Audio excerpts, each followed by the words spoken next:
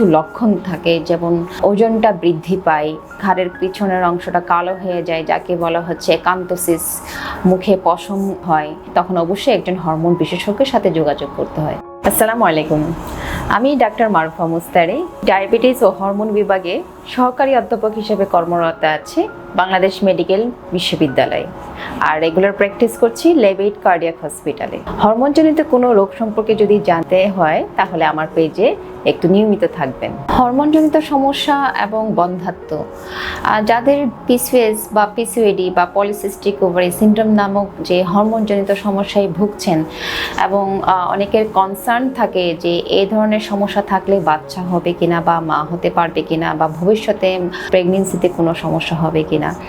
আসলে পিসিওএস একটি হরমোনজনিত সমস্যা তো অবশ্যই, এটা একটা লাইফস্টাইল ডিসঅর্ডারও।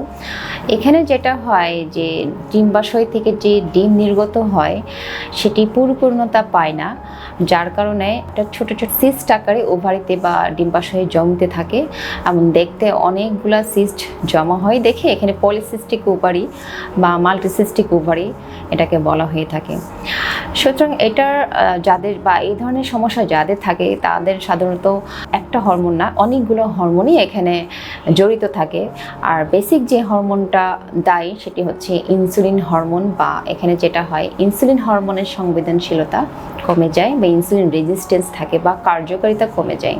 তো এইটা যাদের থাকে ইনসুলিন রেজিস্ট্যান্ট, তাদের কিছু লক্ষণ থাকে, যেমন ওজনটা বৃদ্ধি পায়, ঘাড়ের পিছনের অংশটা কালো হয়ে যায়, যাকে বলা হচ্ছে একান্তোসিস, মুখে পশম হয়, এই ধরনের লক্ষণ থাকে, তখন অবশ্যই একজন হরমোন বিশেষজ্ঞের সাথে যোগাযোগ করতে হয়।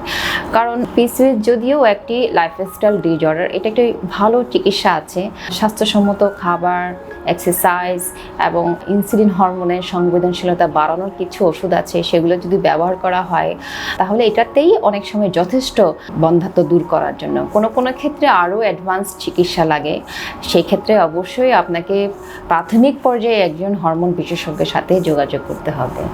ধন্যবাদ।